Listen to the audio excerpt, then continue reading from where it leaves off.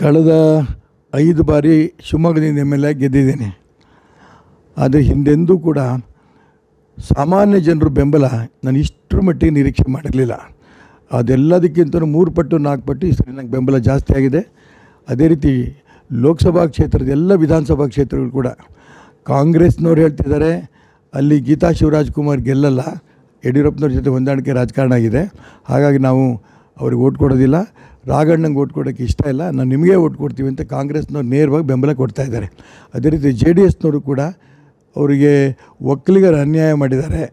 ಮಾನ್ಯ CT ರವಿಗೆ seat ಕೊಟ್ಟಿಲ್ಲ, Pratap ಸಿಂಹಂಗೆ ticket ಕೊಟ್ಟಿಲ್ಲ, ಸದಾನಂದ ಗೌಡ ಟಿಕೆಟ್ ಕೊಟ್ಟಿಲ್ಲ. ಹಾಗಾಗಿ ನಾವೆಲ್ಲರೂ ಕೂಡ JDSನೇ ನನಗೆ ಬೆಂಬಲ ಕೊಡ್ತಾಯಿದೆ. ಭಾರತೀಯ ಜನತಾ ಪಾರ್ಟಿರಂತೂ 70%ಗೂ ಹೆಚ್ಚಿಗೆ ಜನ ನನ್ನ ಜೊತೆಗಿದ್ದಾರೆ. ಹಾಗಾಗಿ ಇಡೀ ಹಿಂದೂ ಸಮಾಜ ನನ್ನ ಜೊತೆಗಿದೆ. ಈ ಚುನಾವಣೆ ನಾನು 100% ಗೆಲ್ತೇನೆ. ಈಗ ಭಾರತೀಯ ಜನತಾ ಪಾರ್ಟಿನಲ್ಲಿ ಒಂದು ಯಡಿಯೂರಪ್ಪ ಮತ್ತು ಅವ್ರ ಮಕ್ಕಳ ವಿರುದ್ಧ ತುಂಬ ಅಸಮಾಧಾನ ಇತ್ತು. ಅದು ಈಶ್ವರಪ್ಪರ ಮುಖಾಂತರ ಎಲ್ಲೋ ಒಂದು ಕಡೆ ಹೊರಗಡೆ ಬಂದಿದೆ. ಇನ್ನು ಉಳಿದ ಎಲ್ಲ ಕ್ಷೇತ್ರಗಳಲ್ಲೂ ಇದೇ ಥರ ಒಂದು ಅಸಮಾಧಾನ ಇದ್ದೇ ಇದೆ. ಅದನ್ನು ಎಲ್ಲೋ ಒಂದು ಕಡೆ ಮುಚ್ಚಿಟ್ಟಿದ್ದಾರೆ ಅಷ್ಟೇ. ಅದೇ ಈ ಎಲೆಕ್ಷನ್ ಮುಖಾಂತರ ಸ್ಫೋಟಗೊಳ್ಳುತ್ತಾ? ಇದ್ರ ಬಗ್ಗೆ ಏನು ಹೇಳ್ತೀವಿ? ಎಲೆಕ್ಷನ್ನಲ್ಲಿ ಸ್ಫೋಟಗೊಳ್ಳಲ್ಲ. ಇಡೀ ರಾಜ್ಯದಲ್ಲಿ ಯಡಿಯೂರಪ್ಪ ಅವ್ರ ಮಕ್ಕಳು, ಅಪ್ಪ ಮಕ್ಕಳ ಕೈಲಿ ಭಾರತೀಯ ಜನತಾ ಪಾರ್ಟಿ ಇರೋ ಸಿಟ್ಟಿದೆ.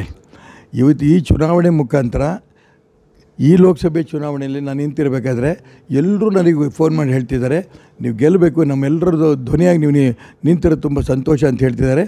ಚುನಾವಣೆ ಮುಗಿದು ನಿಂತ ಯಡಿಯೂರಪ್ಪನವ್ರ ಮಗ ರಾಘವೇಂದ್ರ ಇಲ್ಲಿ MP ಚುನಾವಣೆಯಲ್ಲಿ ಸೋಲ್ತಾನೆ. ಈ ಸೋಲ್ತಿದ್ದಂಗೆ ಅಲ್ಲಿ ವಿಜೇಂದ್ರ ಹೆಚ್ಚು ಕಡಿಮೆ BJPಯ ರಾಜ್ಯಾಧ್ಯಕ್ಷ ಸ್ಥಾನಕ್ಕೆ ರಾಜೀನಾಮೆ ಕೊಡಬೇಕಾಗತ್ತೆ. ಒಟ್ಟಾರೆ ಅಪ್ಪ ಮಕ್ಕಳ ಕೈಲಿರುವಂಥ ಭಾರತೀಯ ಜನತಾ ಪಾರ್ಟಿ ಮುಕ್ತ ಆಗುತ್ತೆ.